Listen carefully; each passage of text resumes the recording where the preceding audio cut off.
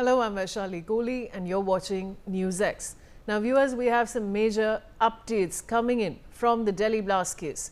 We're now learning that the FSL's preliminary investigation into the car blast near the Red Fort has revealed the presence of a large quantity of ammonium nitrate. The car was loaded with at least 30 to 40 kilograms of ammonium nitrate. The FSL team has stated that only such a large quantity of ammonium nitrate would have caused an explosion of this magnitude. Typically, 2 to 5 kg constitutes a medium level IED, so 30 to 40 kg is considered a very high intensity explosive load. And I have my colleague Javed Hussain joining me with more details. Javed, what can you tell us?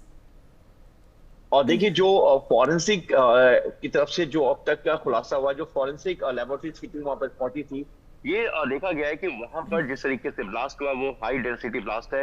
और शुरुआत से ही जिस तरीके से इस blast के बाद से ही न्यूज़ इस बात का पहले ही खुलासा कर चुका है कि जो ब्लास्ट हुआ था 10 नवंबर को दिल्ली के लाल किले के पास बिल्कुल करीब, जिस तरीके से I-20 कार में ब्लास्ट किया था टेर मॉड्यूल को लेकर, ये हाई डेंसिटी ब्लास्ट था और इसमें तकरीबन 30 से 40 किलो अमोनियम नाइट्रेट का इस्तेमाल किया गया, क्योंकि आमतौर पर जब 5 से 6 किलो अमोनियम नाइट्रेट के तरह का के लेवल का जब ब्लास्ट होता है तो एक बहुत लो लेवल होता है, लेकिन जिस तरीके का हाई डेंसिटी ब्लास्ट हुआ है उससे साफ ऐसा शुरुआती इनिशियल लग रहा है कि 30 से 40 किलो अमोनियम नाइट्रेट को इस्तेमाल किया गया है, जिससे कि हाई ब्लास्ट हुआ है। और ऐसे ब्लास्ट में जो कार्स के एलिमेंट्स हैं वो पूरी तरीके से उसके परखच्चे उड़ गए हैं और गाड़ी के जो कुछ ही पार्ट्स जो है वो मौके पे मिले।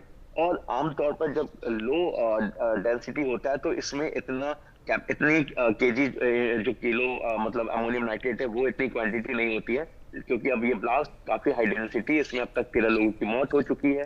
तो फॉरेंसिक लेबोरेटरीज की तरफ से जो इनिशियल इनपुट है उसमें ये माना गया है कि इसमें अमोनियम नाइट्रेट की जो एक पूरी क्वांटिटी है वो 30 से 40 किलो की अमोनियम नाइट्रेट इसमें था।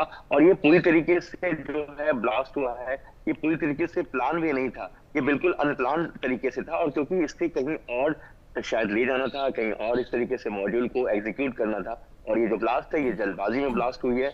और फॉरेंसिक की तरफ से ये भी माना जा रिपोर्ट में कि जो ये ब्लास्ट हुआ है इसमें हाई डेंसिटी ब्लास्ट होने के साथ साथ जहां पे ब्लास्ट हुआ वहां पे सड़क पर किसी तरीके का बहुत बड़ा होल या गड्ढा नहीं बना, क्योंकि ये जो ब्लास्ट था ये गाड़ी का एक जो लिमिट एरिया था वहां पर ये पूरी तरह से ब्लास्ट हुआ, जिससे कि गाड़ी को सबसे ज्यादा नुकसान हुआ और आसपास की जो गाड़ियां थी उस हाई डेंसिटी कैपेसिटी में वो गाड़ी भी इस चपेट में आ गई, जिससे कि सड़क के पास जहाँ पे ब्लास्ट हुआ वहां पे किसी तरीके का कोई गड्ढा नहीं हुआ। क्योंकि आमतौर पर जब कोई हाई डेंसिटी ब्लास्ट होता है तो वहां पर गड्ढे में पूरी तरीके सड़क किनारे या जिस जगह पे ये ब्लास्ट होता है वहां पे बहुत बड़ा गड्ढा हो जाता है या उस तरीके का होल बन जाता है, लेकिन यहाँ पर ऐसा नहीं है। यहाँ पर जो भी एक्सप्लोजिव जो अमोनियम नाइट्रेट था जिसकी क्वांटिटी लगभग 30 से 40 किलो के अप्रॉक्स रहा होगा, और जो ब्लास्ट हुआ है ये गाड़ी के सरफेस के आसपास हुआ, जिससे कि सड़क पे किसी तरह का कोई जो गड्ढा कह सकते हैं वो नहीं हुआ है।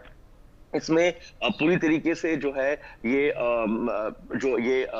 प्लान वेड नहीं था और इसे कहीं ले जाया जाता, जिस बीच ये अमोनियम नाइट्रेट जो है ये पूरी तरीके से ब्लास्ट हुआ।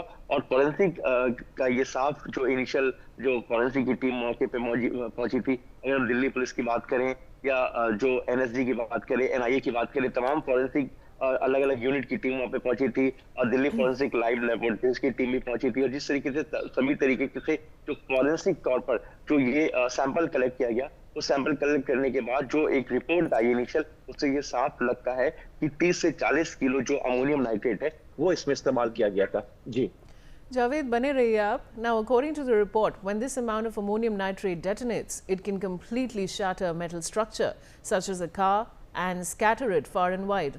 This is why only parts of the car remain recognizable. The investigation also revealed no deep craters on the surrounding surface, indicating that the explosion was confined to the interior, possibly because the device was incomplete or improperly assembled. Javed, ना ये जो effect था blast का है गाड़ी के बाहर नहीं गया क्योंकि वो जो डिवाइस थी वो प्रॉपर्ली असेंबल्ड नहीं थी, उसके बारे में क्या बता सकते हैं? देखिए, जो ब्लास्ट हुआ था सोमवार को और दिल्ली के लाल किले के पास, ये एक हाई डेंसिटी ब्लास्ट था जिससे कि देश की राजधानी दिल्ली पूरी तरीके से दहल गई। ऐसा इसलिए कहा गया क्योंकि इसमें अब तक 13 लोग बेकसूर लोगों की जान चली गई और इसमें 9 से 10 गाड़ी पूरी तरीके से इफेक्टेड थी। और दिल्ली में जिस तरीके से इस ब्लास्ट को एग्जीक्यूट किया गया, और ये ब्लास्ट को शुरुआत में गाड़ी की जो फॉरेंसिक जांच की गई, जो फॉरेंसिक जो सैंपल्स कलेक्ट किए गए और गाड़ी के सरफेस को देखा गया, तो गाड़ी के आसपास सड़क पर किसी तरीके का कोई भी गड्ढा नहीं था। इसका मतलब साफ था कि गाड़ी में ही उस एक्सप्लोजिव को जो रखा गया था। और वो जिस तरीके से ब्लास्ट के पैटर्न को देखने से साफ लगता है कि पूरी तरीके से प्लान वे तरीके से इस ब्लास्ट को जो है एग्जीक्यूट नहीं किया गया था। यानी कि ये जो एक्सप्लोजिव था, इसे कहीं शिफ्ट करना था या यहाँ से ले जाया जा रहा था, जिसकी वजह से ये अनप्लान्ड अनएग्जीक्यूट जो ये था और ये पूरी तरीके से असेंबल नहीं किया गया था और ये ब्लास्ट हुआ। इस ब्लास्ट में जो है गाड़ी के आसपास किसी तरीके का सड़क के पास कोई गड्ढा नहीं हुआ, क्योंकि आमतौर पर जब ब्लास्ट होता है, हाई डेंसिटी ब्लास्ट होता है, तो सड़क पे अमूमन जहाँ पे ब्लास्ट होता है वो एरिया पूरी तरीके से कहीं ना कहीं उसमें एक बड़ा सा गड्ढा या आसपास का एरिया पूरी तरह से दब जाता है। लेकिन यहाँ पे ऐसा कुछ नहीं, क्योंकि लाल किले के पास जिस I-20 गाड़ी में ब्लास्ट हुआ, उस गाड़ी के ही पूरे एलिमेंट जो थे वो पूरी तरीके से उड़ गए। ऐसा इसलिए होता है जब किसी भी गाड़ी या किसी इस तरह की चीजों में जहाँ पे ये जो हाई क्वांटिटी जब अमोनियम नाइट्रेट या एक्सप्लोजिव होता है, तो इस तरीके का जो चीजें वो सामने देखने को मिलती है। ऐसा फॉरेंसिक रिपोर्ट में भी आया है कि गाड़ी के इस ब्लास्ट के बाद जो है गाड़ी के पूरी तरीके से परखच्चे उड़ गए और गाड़ी का जो नीचे का एरिया था सिर्फ वो बच गया, जिसको लेकर सैंपल कलेक्ट की गई। अब इसमें हाई डेंसिटी ब्लास्ट होने की वजह से ही ये जो गाड़ी है पूरी तरीके से डैमेज हो गई, गाड़ी पूरी तरह से उड़ गई। इसके जो पार्ट्स है ये जाकर दूर गिरे। गाड़ी के जो बोनट्स थे और बाकी जो हिस्से थे गाड़ी के नीचे के, वो बस वही उस मौके पे थे। और ऐसा इसलिए होता है, फॉरेंसिक के सूत्रों की माने, जो उन्होंने इनिशियल जो सैंपल कलेक्ट किया वहां से कई जो उन्होंने रिपोर्ट तैयार किया गाड़ी के एक एक पार्ट्स को लेकर, गाड़ी के पास जिस तरीके से जो लोग डेथ किए थे जिनके पार्ट्स अलग अलग पड़े हुए थे, इसके अलावा दूसरे गाड़ी के भी जो पार्ट्स से सैंपल कलेक्ट किया गया। तो ऐसा फॉरेंसिक साइंस का लेबोरेटरीज टीम का यही कहना है कि जब एक्सप्लोजिव तकरीबन 30 से ज्यादा यानी 40-50 केजी का एक पूरा एक क्वांटिटी हो या 30-40 के बीच का हो, तब इस तरीके का एक बड़ा ब्लास्ट देखने को मिलता है। और ये गाड़ी के अंदर पूरी तरीके से था, ये गाड़ी के अंदर ही इस तरह से इंस्टॉल नहीं था, इसलिए ये जो ब्लास्ट है ये गाड़ी के अंदर हुआ और जिससे कि सड़क पर किसी तरह का कोई भी गड्ढा देखने को नहीं मिला।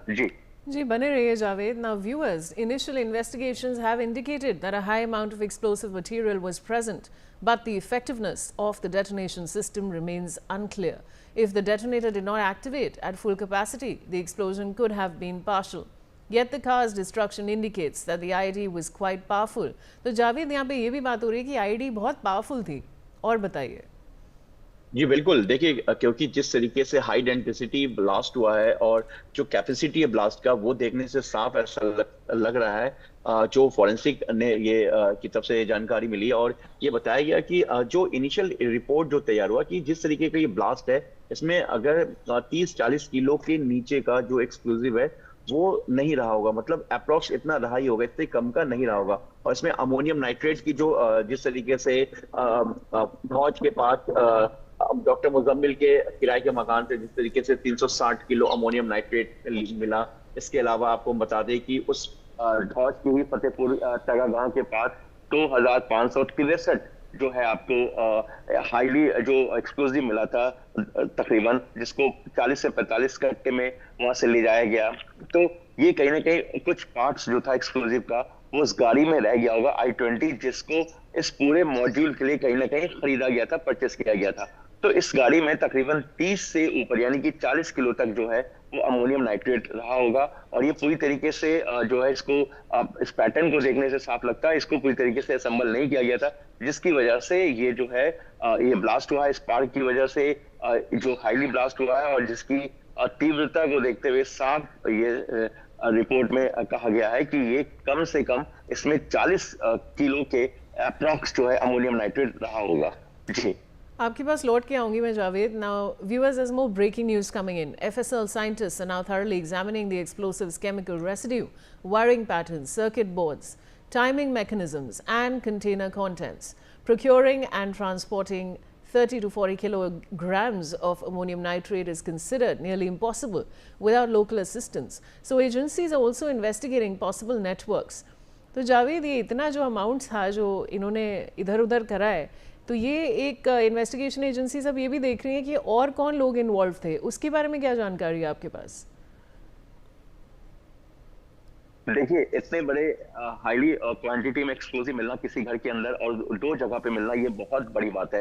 क्योंकि देखिए, ये मेवात का जो धौज का जो इलाका है जहाँ पे अल फलाह यूनिवर्सिटी है, अल फलाह यूनिवर्सिटी के 200 मीटर दूर पर ही डॉक्टर मुजम्मिल ने एक किराए का मकान लिया था, जहाँ पर इस एक्सप्लोसिव को इंसल्ट राइफल, इसके अलावा आर्म्स, एम्यूनेशन, कार्ट्रिजेज और ये 360 किलो अमोनियम नाइट्रेट। इसके अलावा जो मैं आपको बता दूं कि धौज के पास यहाँ से 7-8 किलोमीटर दूर अल फलाह यूनिवर्सिटी से, जहां पर इस तरह के 2563 एक्सप्लोसिव को जो रखा गया, और ये कहीं ना कहीं अकेला किसी की के वजह से नहीं हो सकता।